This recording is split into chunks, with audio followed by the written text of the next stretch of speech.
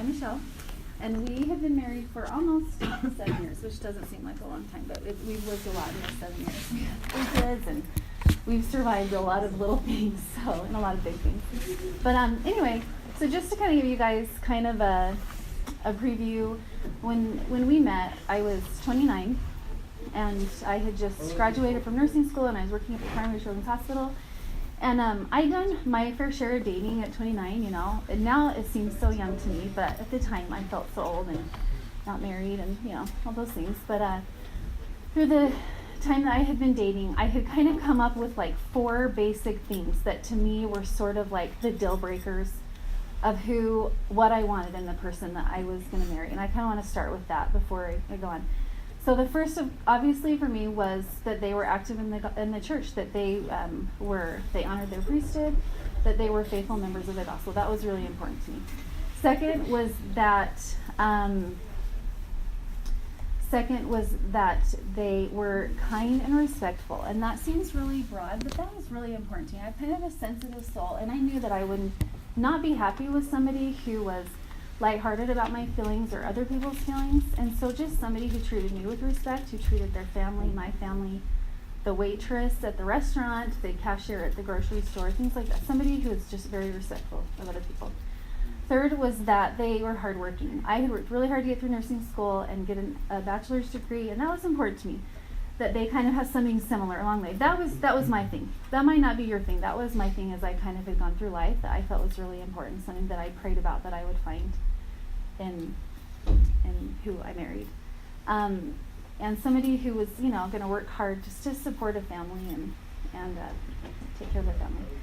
And then the last thing was that I would be attracted to that person. That's important, definitely. I never boxed myself into saying they have to be at least 6 foot with dark brown hair and, they have to have glasses or they can't wear glasses, things like that. I didn't box myself in. It was just that I felt like that's important to be attracted to the person. So, kind of starting there, I want to talk about when I met him. I had just gotten out of a relationship and was devastated by it and thought, I'm 29 and starting over again. And I had a friend who kept bugging me to go to this institute class with her. And so one night I thought, okay, I'm just going to go. I'm going to get it over with and just say that I'm done so she quits bugging me. So went to the class. Really had no idea that I was going to meet like the most awesome guy in the world that night. I was sitting there. I had not got into the classroom because I was a few minutes late and I didn't want to go in late. So I was sitting outside listening, and he came up, and we just started talking. And I will tell you guys, the one thing that was most attractive to me about him was that after we had talked for a little while, he asked me on a date. There was no like, let's go hang out sometime. You should give me your number. It was, are you free on Saturday night? Do you want to go on a date? And that was so attractive to me. So we went out, and as we dated, I just saw all of those boxes being checked off, those 4 things that were sorry, my number 1 priority. I could tell he never bragged. He never was cocky, but he was always very confident. And I could just tell from the way that he talked about his family, the way that he talked about friends, the way that he treated me, that he really was checking off those boxes.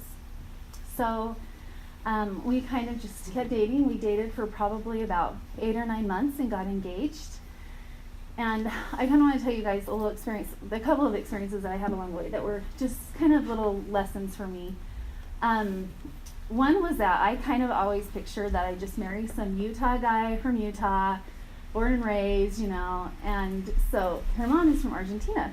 And that sounds like not a big deal, but that was kind of a weird thing for me to sort of branch myself out of. He had an accent, English was his second language, his family all talked in Spanish when we were with them, and that was kind of like one of those little things that seemed really inconsequential, and it was really inconsequential, but kind of one of those things that I had to sort of overcome for myself.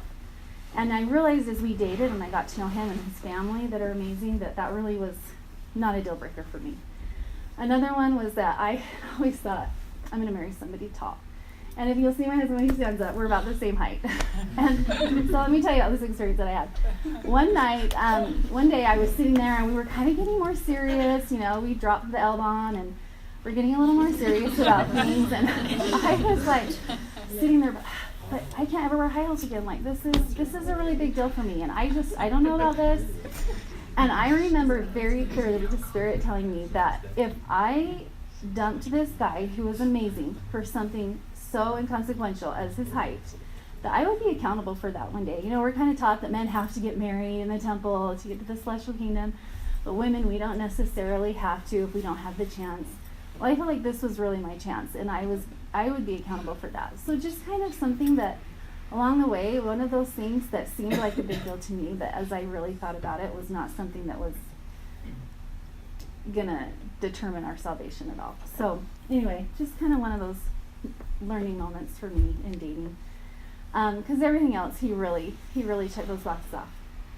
So anyway, we dated, got engaged in October. We were going to be married in February of 2010, right? Yes, February 4th.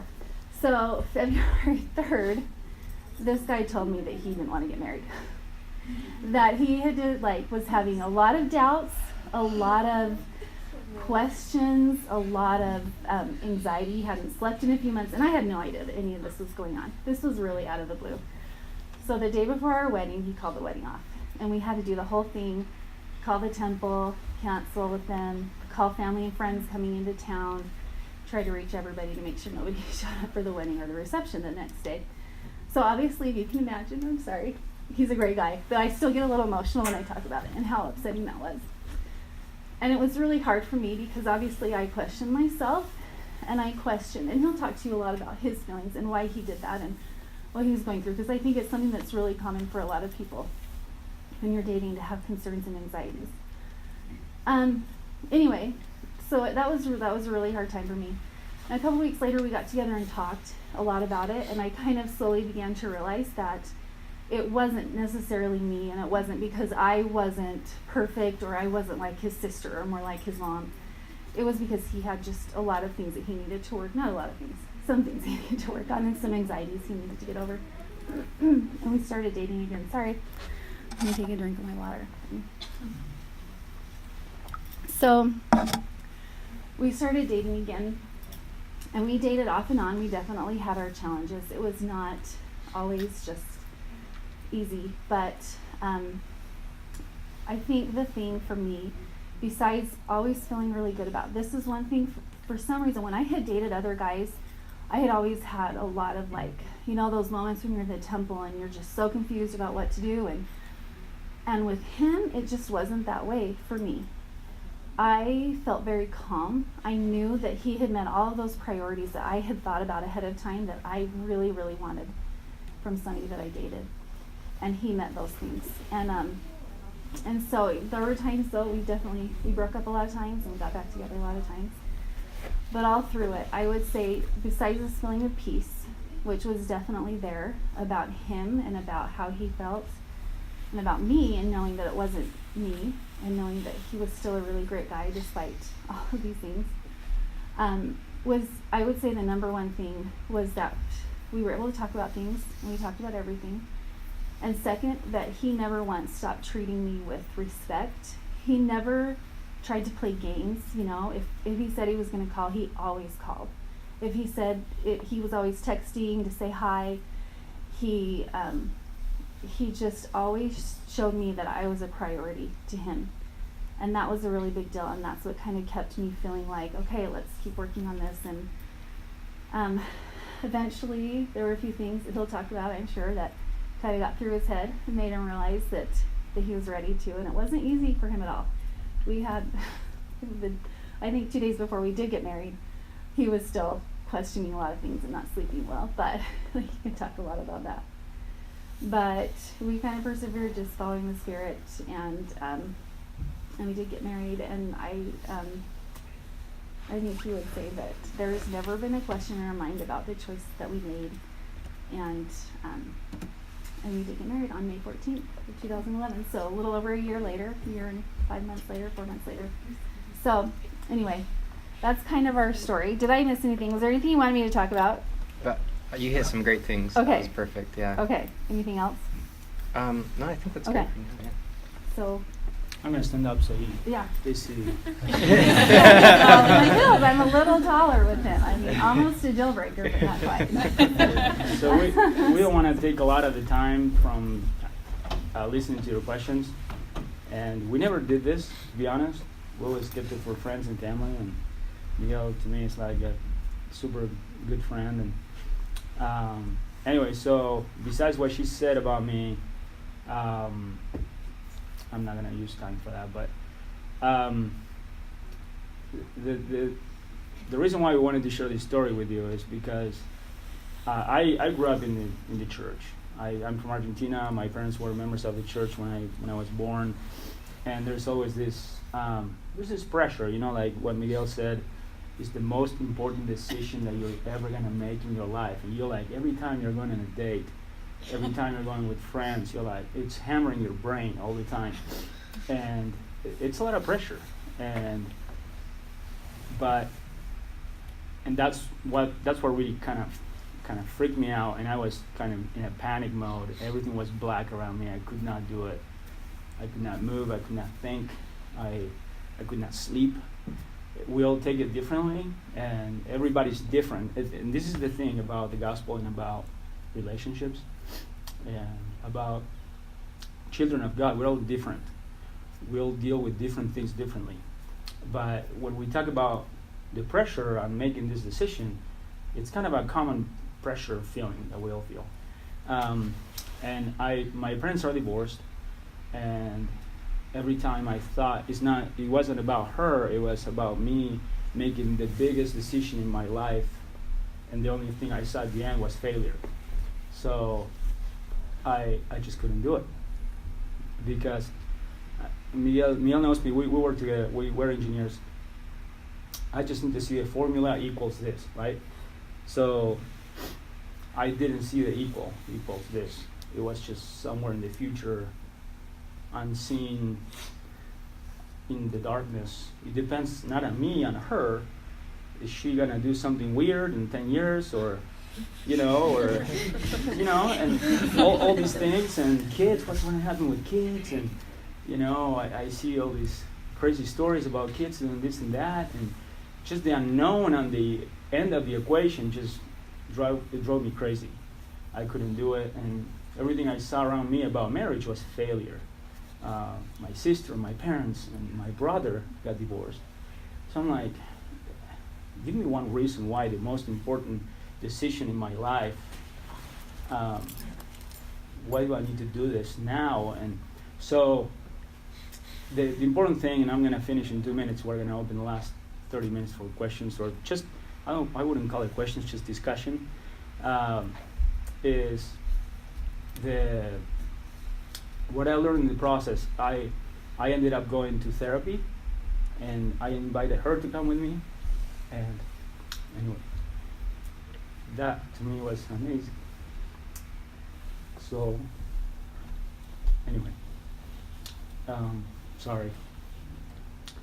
But what I learned from the whole experience is the atonement of Jesus Christ is about filling in the gaps. That's all it is. And I have gaps, and she has gaps, and we both fill them. That's how it works, and I know that's true. In the gospel, we hear all the time, well, the story that we hear in primary, when you want a bike,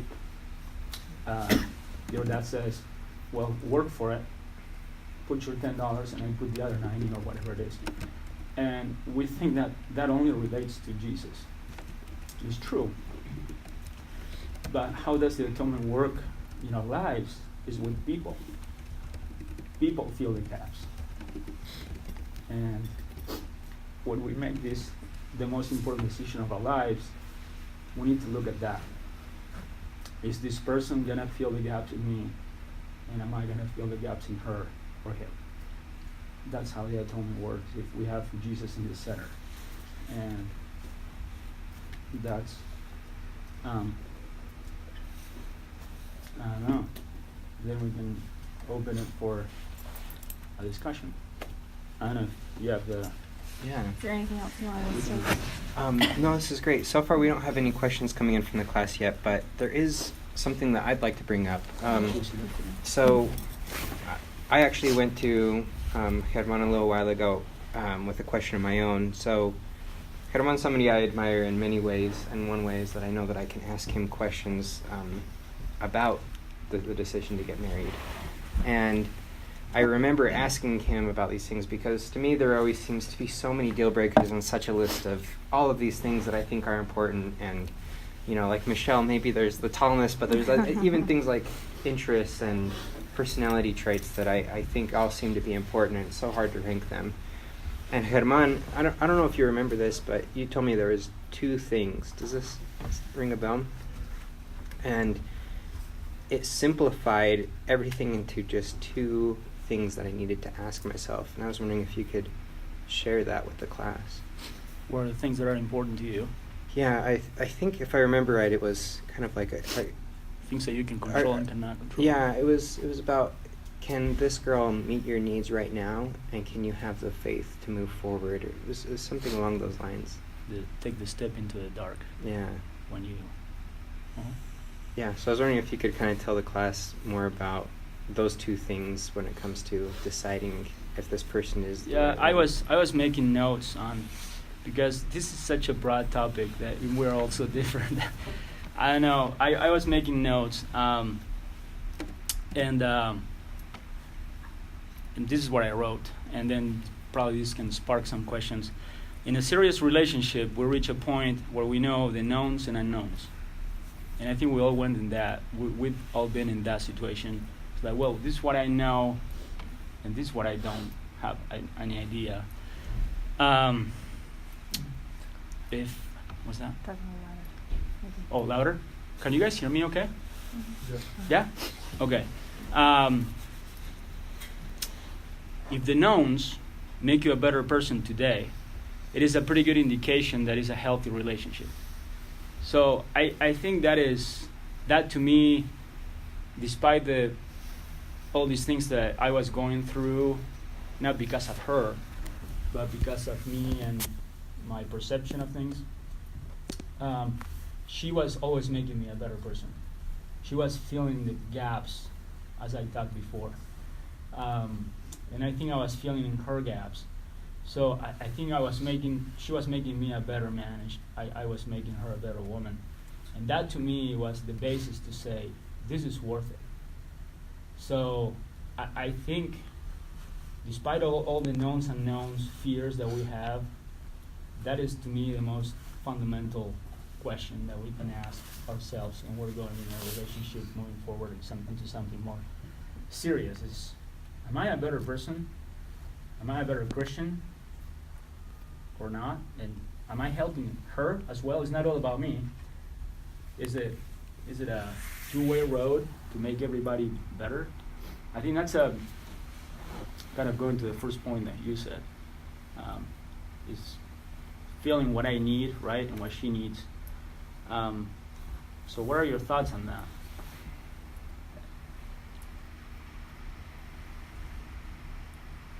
I don't know. I think that's, to me, that's one of the most fundamental questions. Mm-hmm.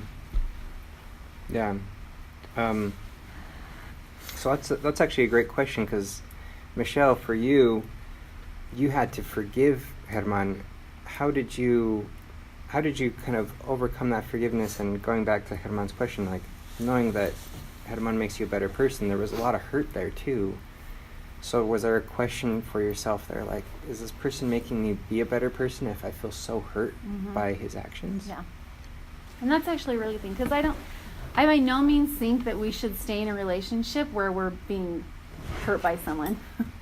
But I think at the same time, like, this was a different situation, and I never felt like it was me, like he was attacking me, he was attacking the person that I was. I'd always went back to him, and it was his issues that he needed to get over. And so I think that there's kind of that distinction of, if you're in a relationship with somebody who's not making you feel like a very good person because of how they treat you in that way, I think that's a pretty big red flag. Mm-hmm. But if it's maybe something else that they're dealing with, but it does kind of have an effect on you, I think that's a different story. Because like I said, I never ever once felt, what's the word I'm looking for? I never once felt that I wasn't important to him, despite his not being able to quite commit and take that step. I always still felt like I was a priority, that he went out of his way to make me feel like I was somebody that he wanted to be around and to be with. That was never a question. It was just him kind of overcoming his issues. And so, yeah, and I had to kind of learn to forgive and move on, and hope that one day he would come to his senses, I guess you could say. But yeah, does that answer your question? Yeah, that does. Yeah. I think the way he treated me outside of, this issue, the way he treated me was always with dignity and respect and kindness. Yeah. And that was really important to me. So. One thing that I find really interesting about this is, in the movies it always shows romantic relationships as like, oh, at first the couple doesn't like each other, then they fall mad, then they have some obstacle, they overcome it, they fall madly in love, they get married. That's the chick flick Yeah. formula right there. Much, yeah. But it doesn't really show off and on. Like you guys talked about, you were dating, breaking up, almost at the altar, postponing the marriage, breaking up again, getting back together. And I actually read a book about kind of marital relationships, and it talked about how whether a couple has an experience where they just like fall in love at first sight, or whether they're just really not that into each other but end up getting married, or kind of have like a rocky beginning, that they all seem to have the same success rate. And so I wanted to kind of get your thoughts on that. Like, how is it that you can be happy in a marriage if it seems like at the beginning things were so rocky? You want to dig in that? Sure. I think just going back to that, it was rocky because he was having a hard time getting to that point of marriage.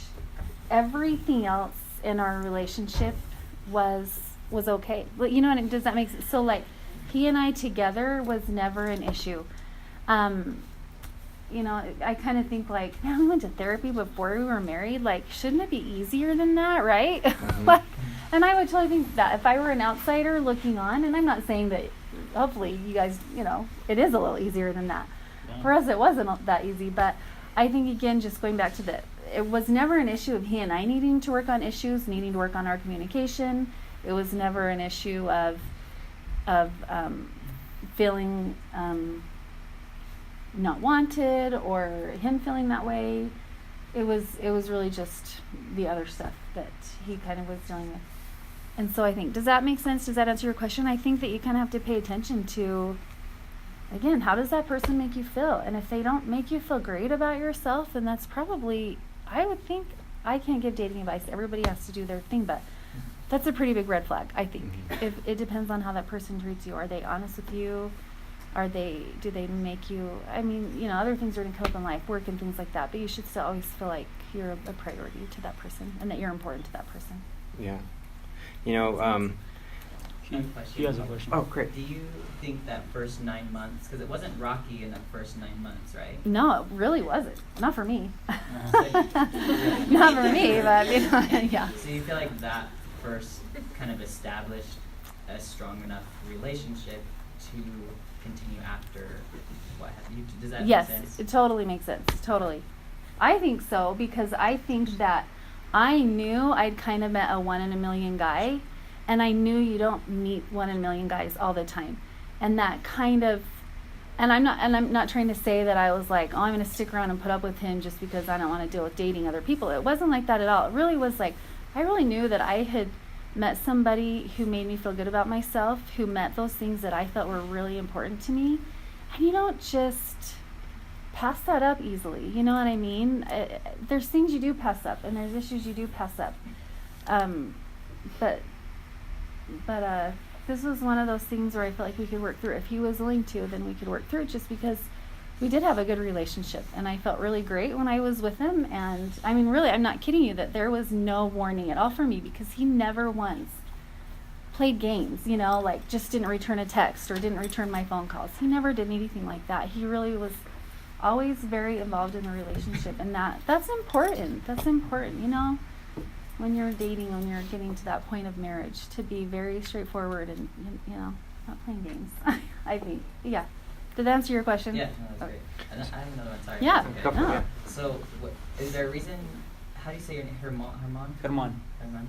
Yeah. Is there a reason you didn't come forward and talk to her about your feelings? Like, how come you kept in Really good question. that? That I had to. before? Yeah, it was very dumb of me, because I was having these questions again, not about her or our relationship, about me, this equation thing that I mentioned before, like not being able to see all the what's coming, right?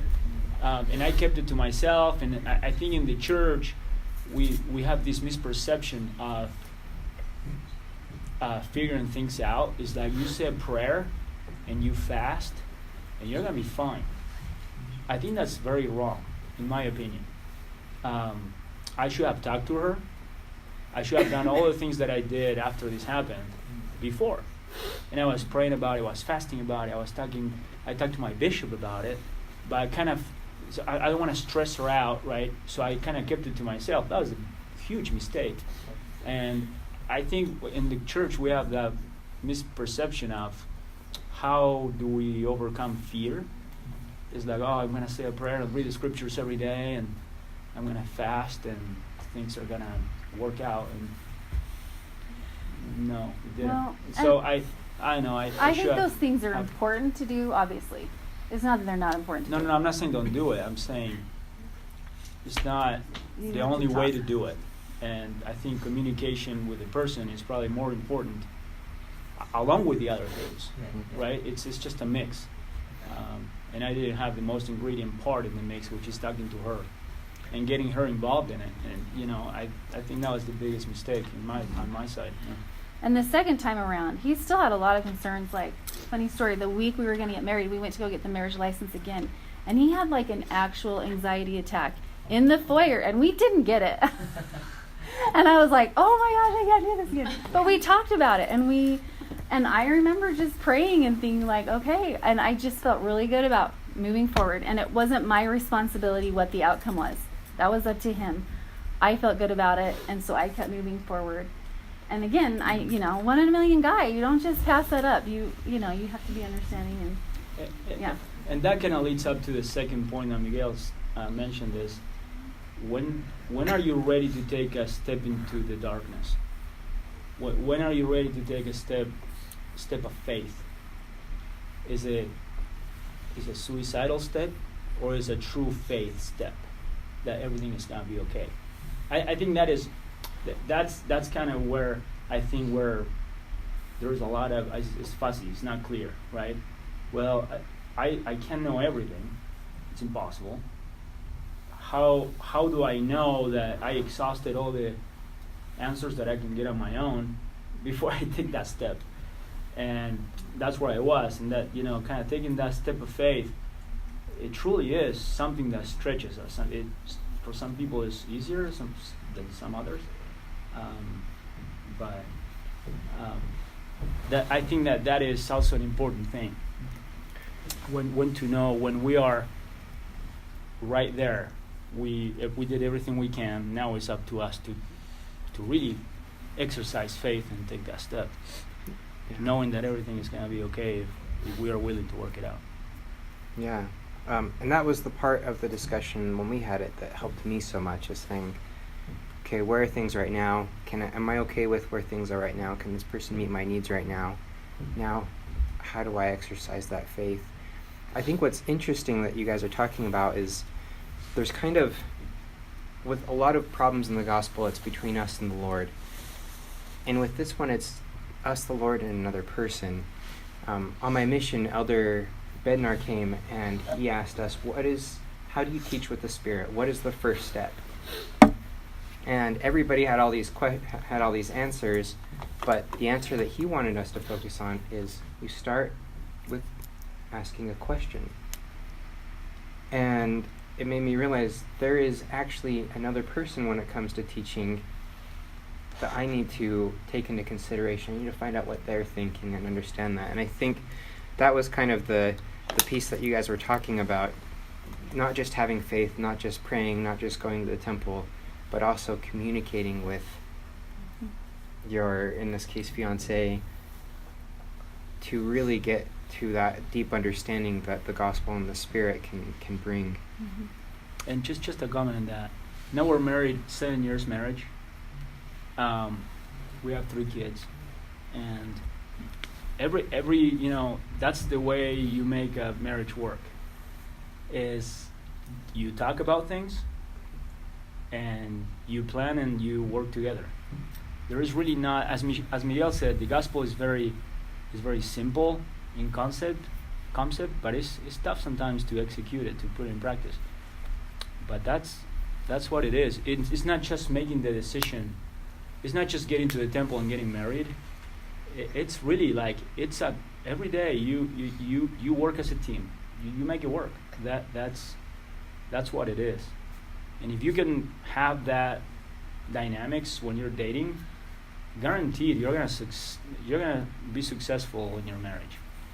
That's what you do.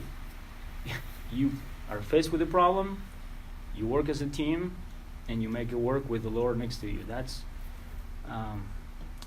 we kind of learned it the hard way before we got married, but that strengthened our marriage. We got in the temple so strong that we did this, we can do anything. So I think it's just not this fairy tale, I'm getting married in the temple and we're promised to be together forever. That's really the start of a lot of work. Just keep that in mind. It's just not. But it's awesome too. It's awesome. It really is. It's awesome. Like when you do Yeah. take that step, and I remember sitting in the temple with him, and there really was that sense of peace and knowing we've made the right decision and being married, because I feel like we have each other's backs and we're really trying to look out for the other person. Makes Great. marriage really awesome. So here's a question from the class. Okay. Michelle, did you have any anxiety throughout your second engagement? Worries about it getting broken off again? If so, how did you cope with the anxiety? How did you end up trusting Herman?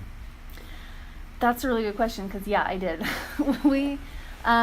Because I really questioned, is he ever going to be ready to do this? And so, yes, there was some anxieties, and it was hard sometimes. And there was even a point where we did. I broke up with him, and I was done. He was never going to make the commitment, and I was moving on. I was moving on with my life, finally. But I always knew in the back of my mind that if he came back and said that he was ready, that I would be ready too. And fortunately, he did before it got too serious with another guy that I started dating. He came back right in time. And I knew, 1 in a million. So, again, I think the things that helped me was, first of all, I think this is how I feel about the Spirit and getting answers to prayers and getting guidance from the Spirit. If we're doing the things that we're supposed to be doing, then I feel like you're going to know if you're on the right path. It's not this going to, and maybe sometimes it is. Sometimes you need to go to the temple and have those moments where you sit in the celestial room, or you go and sit in the lobby, or go sit on the grounds, or whatever it is that you do, and you really pray and think about it. And I think it's really good to have those moments. And I think when you do those things and you combine it with just the daily reading your scriptures and saying your prayers and all of those Sunday school answers that we've been given, it sounds really cliche, but I really do think that I've noticed for me, when I get answers, it's when I'm doing the basics. And for me with him, it was just keeping on doing the basics and asking the Lord that if there was a reason that I should move on, or a reason that I should just be done, that he would let me know. And even before we got engaged the first time, if there's a reason that this shouldn't work out, please let me know. And I always just felt peace about moving forward. And like I said, the way he treated me was always was wonderful. And then just feeling very confident, feeling that the Spirit, I never had any warning telling me that I shouldn't keep trying.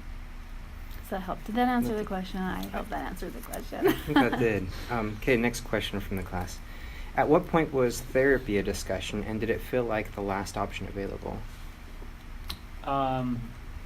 Therapy, when I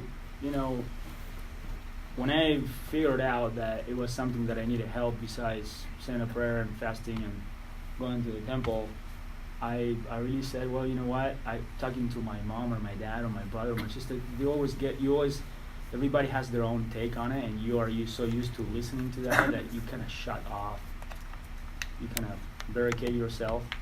So I thought, well, I need somebody that doesn't know me, that can get a fresh look at it. And the bishop helped a lot, and also he helped a lot. And also, right after the wedding was called off, that's when I realized I need that help. I need the Lord's help, but I need a fresh look. And that's when I really clicked. And that really helped a lot.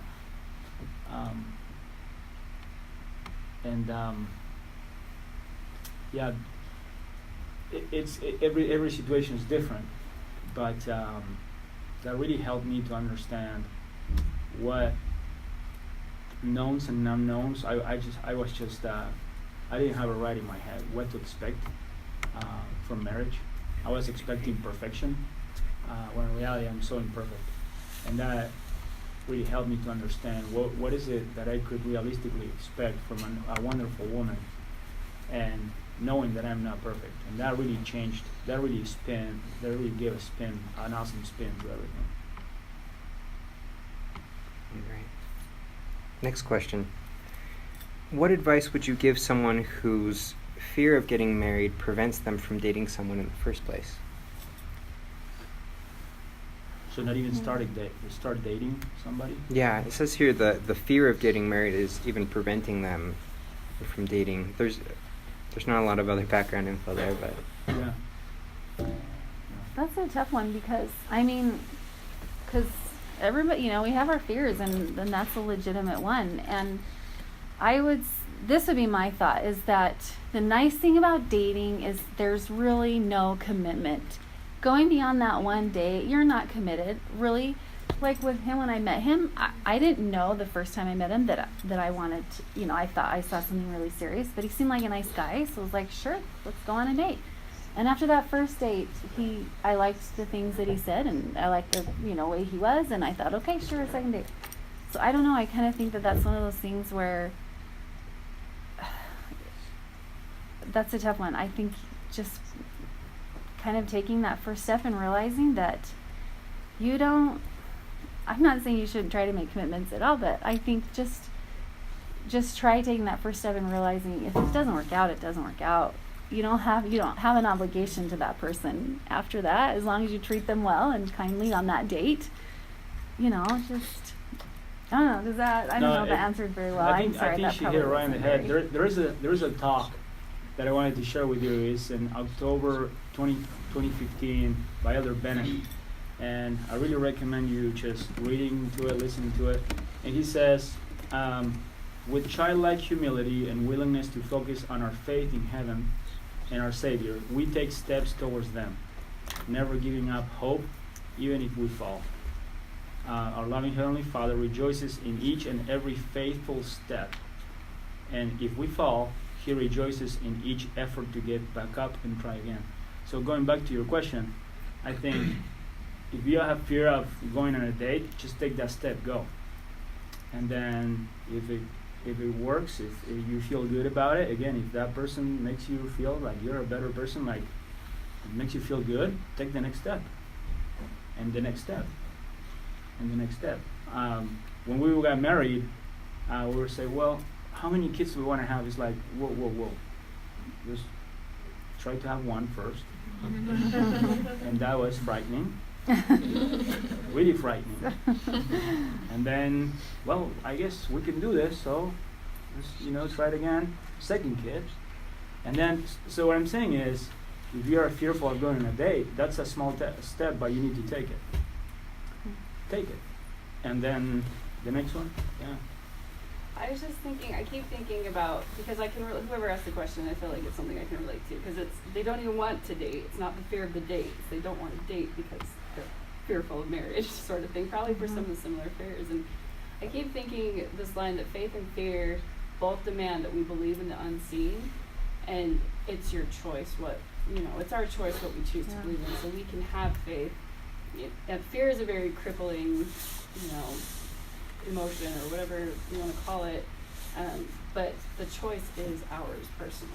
So it's like you can focus on that fear if that's what you choose, or you can focus on the faith.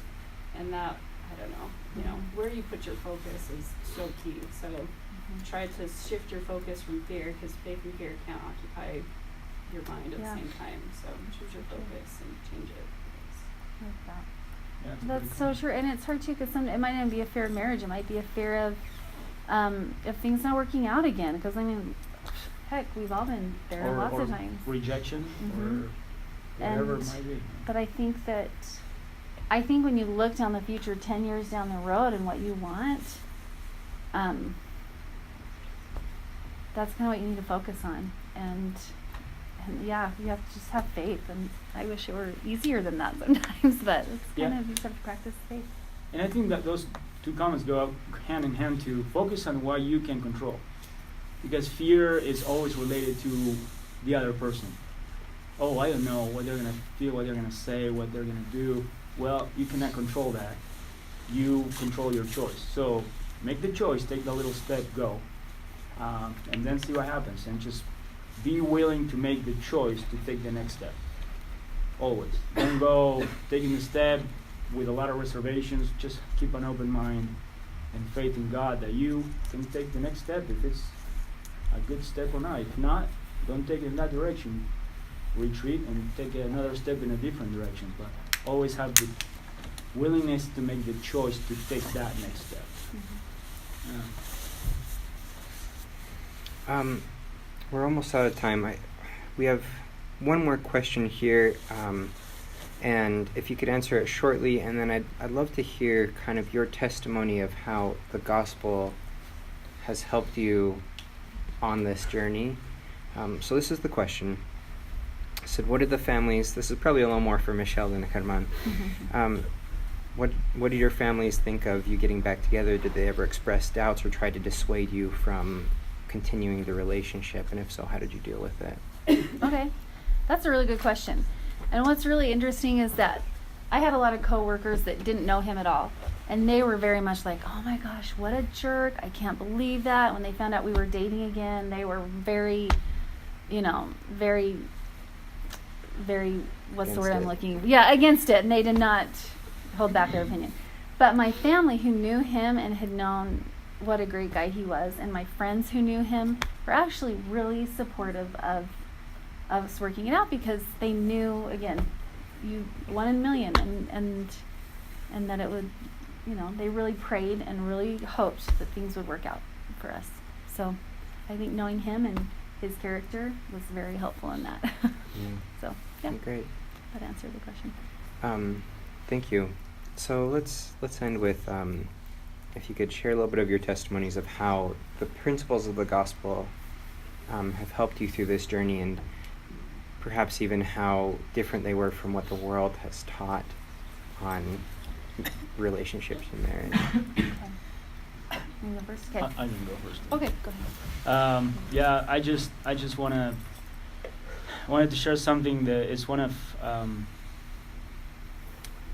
my favorite scriptures. Is in the Book of Mormon. Moroni 7:33. It says, "If ye will have faith in me, ye shall have power to do whatsoever thing is expedient in me." With faith, when faith is exercised, faith increases. That is the principle of the gospel that helped me to move forward, to look beyond my fears, look beyond the unknowns, and look with the eye of faith, as is mentioned in the scriptures, into the unknown.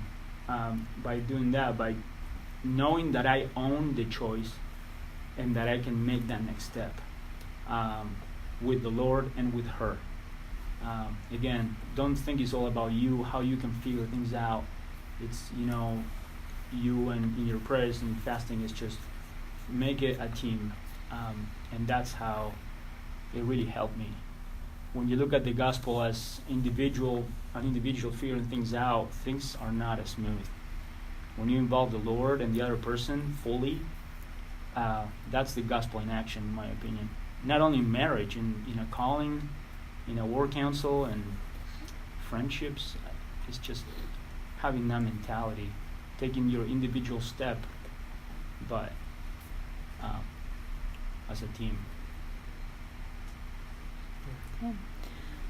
For me, I think that, the world kind of always teaches us, like, look out for yourself, and when you're looking for a spouse, find somebody who you like the same music, and you like the same shows, and you like the same kinds of things. Well, I just think that really, in the end, talk to us, we really don't have a lot of things in common, but what we have in common is that we have a testimony of the gospel, and we have a testimony of our Savior. We have a testimony that families are part of our Heavenly Father's plan, and we want to move forward in that plan, and we want to follow what our Heavenly Father wants us to do. And I think that's different than what the world teaches you. And I do feel like just having, like I said, just when you're doing those things, those basic things in your life, and they seem so basic, and I'm not trying to simplify it, but just the basics, it really does bless you with the Spirit, and that's really helped us, I think, to try to be open-minded about each other, and instead of thinking only of ourselves. And going to church and the things you hear at church, just doing those things that you're supposed to do. And I really do feel like, Heavenly Father helps you, and He blesses you. He helps you to see your spouse's point of view. He helps you to see ways that you can change yourself, and I really have a testimony there. I have a testimony very strongly that the family is our Heavenly Father's plan. And He gave us families so that we can become like He is. And I really have a strong testimony of that. And I think that's why it is such an important decision. And I think that relying on Him and on the person you're with and moving forward really does help. And I say that in the name of Jesus Christ. Amen. Well, thank you so much. I really appreciate what you've shared with us today. It reminds me of one of the experiences that I had coming home from my mission was feeling like I understood the gospel so well, and then facing the challenge of trying to implement all that understanding with my family, and how much more difficult that was. And I felt like that was really the proving ground for all those principles I learned. And I can only see that being more so in a romantic relationship. I'd like to close with my testimony that I know that the atonement is the center of the gospel, and the reason for that is because it helps us in everything in our lives. And I've seen that when it comes to my own relationships, and I'm so grateful for our Savior and how He's blessed me with people in my life that have helped me along the way. And Hermana Michelle are different people that have helped me with that. And I say this in the name of Jesus Christ. Amen.